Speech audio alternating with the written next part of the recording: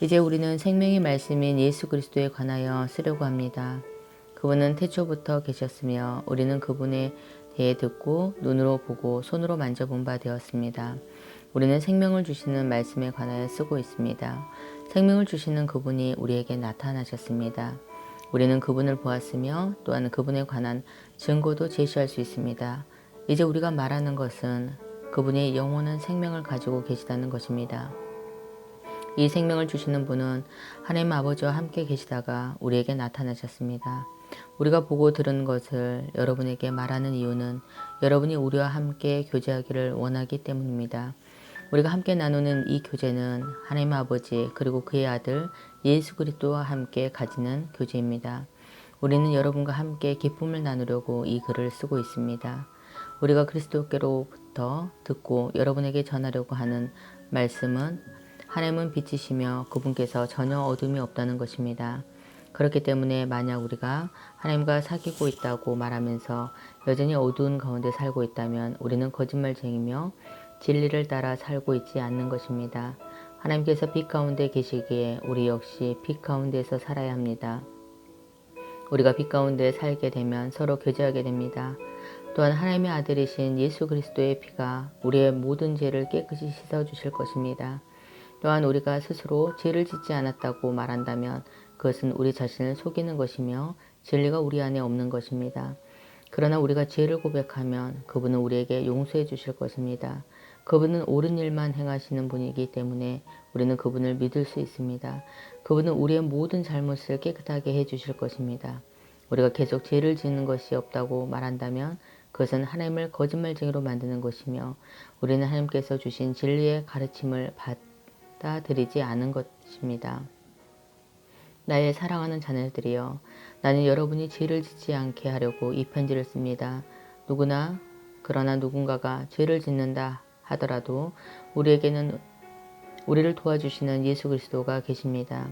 그는 의로우신 분이시며 우리를 대신하여 아버지 앞에서 우리를 변호해 주십니다. 예수님만이 우리의 죄를 위해 화목제물이 되셨으며 오직 예수님을 통해서만 모든 사람들의 죄가 용서받을 수 있습니다. 또한 우리가 하나님의 계명들에 순종할 때 진실로 하나님을 안다고 자신에게 말할 수 있습니다. 하지만 누군가가 나는 하나님을 알아요 라고 말하면서 그분이 명령하신 것에 순종하지 않는다면 그 사람은 거짓말쟁이입니다. 그에게는 진리가 없습니다. 하나님의 가르침을 따라 순종해야만 그 사람 안에 하나님의 사랑이 완전히 이루어지게 될 것입니다. 이것이 우리가 하나님을 따르고 있음을 보여주는 방법이 됩니다. 누구든지 자기 안에 하나님께서 계신다고 말하는 사람은 예수님께서 사신 것처럼 살아야만 합니다. 나의 사랑하는 친구들이여, 나는 여러분에게 새 계명을 쓰고 있는 것이 아닙니다. 이것은 여러분이 처음부터 가지고 있었던 것과 똑같은 계명이며 이미 들어보았던 가르침입니다. 그러나 나는 분명히 새로운 계명을 쓰고 있습니다. 이 계명은 진리입니다. 여러분은 이 진리를 예수님 안에서 그리고 여러분 자신 안에서 발견할 수 있습니다. 어두움은 지나갔고 이제는 진리의 빛에 밝게 비치고 있습니다. 나는 빛 가운데 있습니다 라고 말하면서 자기 형제를 미워하면 그는 여전히 어둠의 가운데 사는 사람입니다. 자기 형제를 사랑하는 사람만이 빛 가운데 살고 있는 사람이며 그런 사람은 다른 사람들을 잘못되게 하는 일이 없습니다.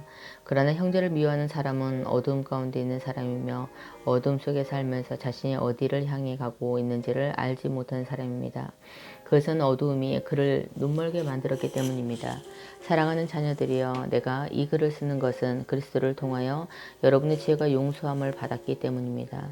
부모들이여, 내가 이 글을 쓰는 것은 태초부터 계신 그분을 당신이 알고 있기 때문입니다. 젊은이들이여, 내가 이 글을 쓰는 것은 여러분이 이미 악한 자와 싸워 이겼기 때문입니다. 자녀들이여, 내가 이 글을 쓴 것은 여러분이 아버지를 알고 있기 때문입니다. 부모들이여, 내가 이 글을 쓴 것은 태초부터 계신 그분을 당신이 알고 있기 때문입니다. 젊은이들이여, 내가 이 글을 쓴 것은 여러분이 강하기 때문입니다. 하나님의 말씀이 여러분 안에 살아있으므로 여러분은 악한 자와 싸워 이겼습니다. 이 세상에 속한 것들을 사랑하지 마십시오. 누구라도 이 세상을 사랑하게 되면 그 마음속에는 하나님의 사랑이 없게 됩니다. 이 세상에는 악한 것들이 있습니다. 그것은 바로 우리 육신을 즐겁게 해주는 것, 우리 눈을 즐겁게 해주는 것, 우리들의 삶에 대해 자랑하는 것입니다. 이런 것들은 아버지께로부터 나온 것이 아니라 세상으로부터 나온 것입니다. 이 세상은 지나갈 것이며 사람들이 이 세상에서 그토록 갖고 싶어하는 것들도 다 사라지게 됩니다. 그러나 하나님의 뜻대로 사는 사람은 영원히 살 것입니다. 사랑하는 자녀들이여, 마지막 때가 가까워오고 있습니다. 그리스도의 적이 올 것이라는 말을 여러분들은 들었으며 이미 그리스도의 적들이 많이 나타났습니다. 그래서 우리들은 마지막이 가까웠다는 사실을 알 수 있습니다. 그 적들은 우리의 모임 안에 있었습니다. 그러나 그들은 정말로 우리에게 속한 자들이 아니었기 때문에 우리를 떠나갔습니다. 만약 그들이 정말로 우리 모임의 일부분이었다면 우리와 함께 머물렀을 것입니다. 그러나 그들은 떠나갔고 이 사실은 그들 중 어느 누구도 우리에게 속한 자가 아니었다는 것을 보여줍니다. 여러분은 거룩하신 분이 주신 선물을 가지고 있습니다. 그러므로 여러분 모두는 진리를 알고 있습니다. 왜 내가 이 글을 쓰고 있습니까? 여러분이 진리를 모르고 있기 때문입니까? 그렇지 않습니다. 내가 이 편지를 쓰는 이유는 여러분이 정말로 진리를 알고 있기 때문이며 또한 진리로부터 어떠한 거짓말도 나올 수 없음을 알고 있기 때문입니다. 그렇다면 누가 거짓말쟁이입니까? 예수님께서 그리스도가 아니라고 말하는 사람이 아니겠습니까? 예수님을 그리스도가 아니라고 말하는 사람은 그리스도의 적입니다. 그는 하나님 아버지도 그의 아들도 믿지 않습니다. 누구든지 아들을 믿지 않으면 아버지도 잃게 되고 아들을 인정하게 되면 아버지도 얻게 됩니다. 여러분이 처음부터 들은 가르침을 따라 살아가기를 계속하십시오. 그 가르침 안에서 계속 살아갈 때 여러분은 아들과 아버지 안에 머물 수 있게 됩니다. 이것이 바로 그분이 우리에게 약속하신 그것, 영원한 생명인 것입니다. 나는 여러분을 잘못된 길로 인도하려는 사람들에 관하여 이 편지를 쓰고 있습니다. 그리스도께서는 여러분에게 특별한 선물을 주셨습니다. 여러분이 이 선물을 갖고 있기 때문에 어떤 다른 선생으로부터 가르침을 받지 않아도 됩니다. 성령께서는 모든 것을 가르쳐 주시며 진실되고 거짓이 없으십니다.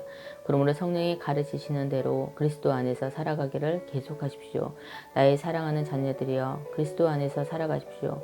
우리가 이렇게 살아가면 그리스도가 다시 오시는 날 두려워하지 않아도 될 것입니다. 우리는 숨을 필요도 없고 그분 앞에서 부끄러워할 이유도 없을 것입니다. 하나님께서 의로우신 분이심을 여러분은 알고 있을 것입니다. 그렇다면 옳은 일을 하는 사람만이 하나님의 자녀가 될 수 있다는 것, 사실을 기억하십시오. 아멘.